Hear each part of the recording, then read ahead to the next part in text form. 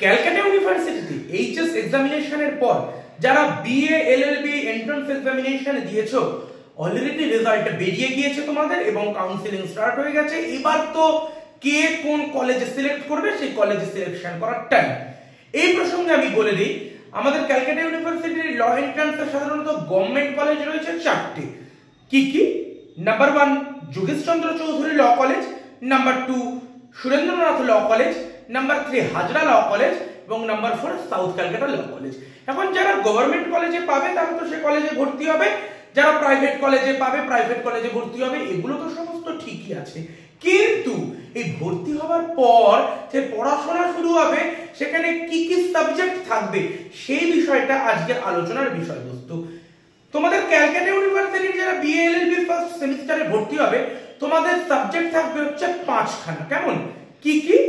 Pre নন ল এবং ল paper মিলিয়ে 5খানা। কি কি? নাম্বার 1 হচ্ছে ইংলিশ। কেমন? ইংলিশ থাকবে 100 মার্কসের। নাম্বার 2 হচ্ছে sociology, number 3 political science, number 4 contract এবং লাস্ট নাম্বার 5 হচ্ছে হিন্দু ল। এই হিন্দু লটা কে তোমরা ইউনিভার্সিটির পেপারে যখন এক্সাম দেবে ফ্যামিলি ল পার্ট 1 বলে জানবে। কি জানবে? Family law. দেখো আমি বোর্ডে লিখে দিচ্ছি, ফ্যামিলি ল পার্ট 1। কেমন? এইভাবে হচ্ছে পরীক্ষায় আসবে। তো এই তো গেল বিষয়। এবার ঘটনা হলো এই যে 5টা সাবজেক্টে রয়েছে এই সাবজেক্টগুলো কত মার্কসের, কিভাবে পরীক্ষায় আসবে, কিভাবে লিখতে হবে। কারণ ইতিপূর্বে যে ভিডিওগুলো আমি করেছি কল্যাণ ইউনিভার্সিটির বিএ এলএলবির ওপর, সেখানে কিন্তু শর্ট কোশ্চেনের একটা ব্যাপার থাকে। কিন্তু ক্যালকাটা ইউনিভার্সিটির যারা বিএ এলএলবি দিচ্ছ এক্সেপ্ট ইংলিশ ছাড়া যে বাকি 4টে সাবজেক্ট রয়েছে শর্ট কোশ্চেনের কিন্তু বিষয় সেখানে নেই।